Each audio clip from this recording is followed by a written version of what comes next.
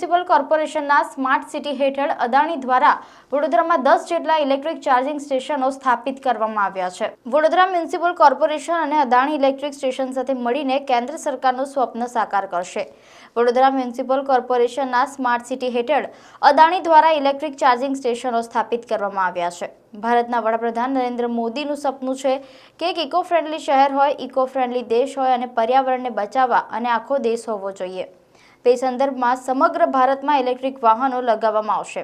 આ વર્ષે અદાણીના માલિક ગૌતમ અદાણીએ અનેક શહેરોમાં પ્રધાનમંત્રી નરેન્દ્ર મોદીના સપનાને સાકાર કરવા માટે સહકાર શરૂ કર્યો છે।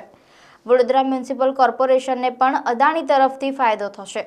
હાલમાં વડોદરામાં 10 જેટલા ચાર્જિંગ સ્ટેશન શરૂ કરવામાં આવ્યા છે, જેમાં 60:40ના રેશિયોમાં નફો વહેંચવામાં આવશે। 5 વર્ષમાં 60% અદાણી અને 40% વડોદરા મ્યુનિસિપલ કોર્પોરેશન દ્વારા વહેંચવામાં આવશે। શહેરના લોકો અદાણી ચાર્જિંગ સ્ટેશનના વખાણ કરી રહ્યા છે, કારણ કે આ સ્ટેશન લોકોને તેમની સમસ્યાઓ દૂર કરવામાં મદદ કરી રહ્યું છે। હા, તમે ચાર્જિંગ વાળી ગાડી યુઝ કરો છો, આજે ક્યાં આગળ ચાર્જિંગ સ્ટેશન પર આવ્યા અને શું ફાયદો થયો? આજે અકોટા ચાર્જિંગ સ્ટેશન જે અદાણીએ અહીંયા બાંધેલું છે એ હાલમાં વડોદરા મ્યુનિસિપલે બહુ બધી જગ્યાએ લગાવ્યા છે અને ઘણા એવા ચાલુ કરી દીધા છે, જેના હિસાબે ગમે ત્યાં તમે જાઓ, હું પિક્ચર જો આવ્યો હતો અને ઇન્ટરવલમાં ચાર્જિંગ થઈ ગયું 1 કલાકની અંદર ફૂલ ચાર્જિંગ, તો એ મને બહુ મદદરૂપ થાય છે અને તમે ઇઝીલી અવેલેબલ થાય છે અને એન્વાયરમેન્ટને બી બહુ હેલ્પફુલ થાય છે। અમે જ્યારથી ઈવી કાર લીધી છે ત્યારથી અમે લોકો અદાણીના જ ઈવી સ્ટેશન પર અમે ચાર્જિંગ કરાવવા આવી રહ્યા છે અને ખૂબ જ યુઝફુલ છે, કારણ કે અમને ડિસ્ટન્સ પણ એટલું બધું નથી અને 3-4 જગ્યાઓ પર વડોદરામાં છે ઈવી સ્ટેશન, તો એ બહુ જ યુઝફુલ થાય છે અને પર્યાવરણ માટે એના માટે પણ ખૂબ જ ઇકો ફ્રેન્ડલી પણ છે। સો અમે અદાણીને ખૂબ થैंक यू કહેવા માંગીએ છીએ। भारत की केंद्र सरकार ई व्हीकल का प्रमोशन कर रही है।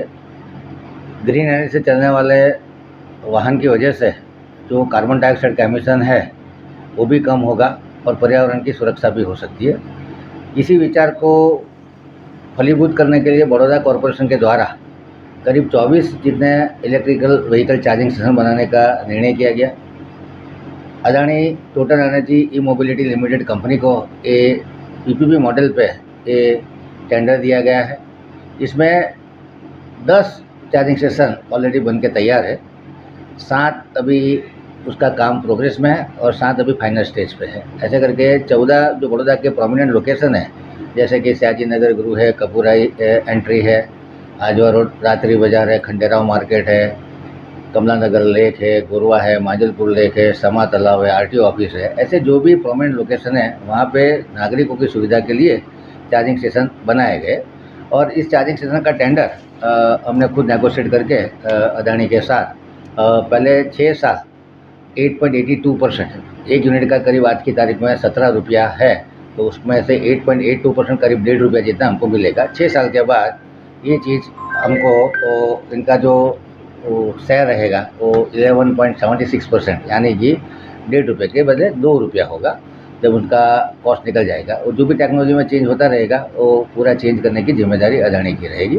साथ में जो एडवर्टाइजिंग होगा या कार्बन क्रेडिट मिलेगा उसमें भी 40% जितना हिस्सा कॉरपोरेशन का रहने वाला है। इस तरह से दोनों तरफ विन विन सिचुएशन रहे, नागरिकों की सुविधा रहे, पर्यावरण की रक्षा हो और कॉरपोरेशन की भी आय बनी रहे।